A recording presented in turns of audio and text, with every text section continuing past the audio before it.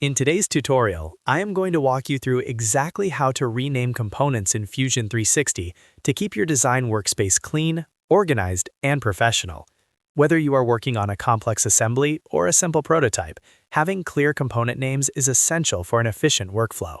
If this guide helps you manage your projects better, please hit that like button and subscribe to the channel for more 3D design tips. Let's dive right into the software. The first thing you need to focus on is the browser panel, located on the top left side of your Fusion 360 workspace. This panel is the heart of your project organization.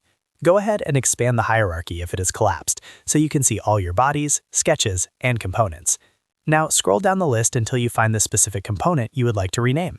Once you have located the correct component name in that list, simply move your cursor over it and right-click to open the context menu.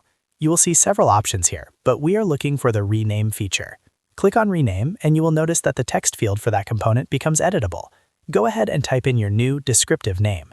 Once you have typed out the desired label, press the Enter key on your keyboard to commit the change. You will immediately notice that the component name is updated throughout the entire file.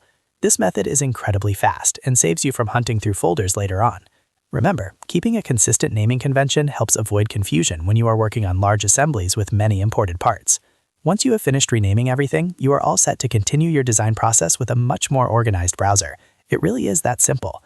If this tutorial helped you master your workspace navigation, don't forget to like and subscribe for more Fusion 360 guides. Thanks for watching and happy designing.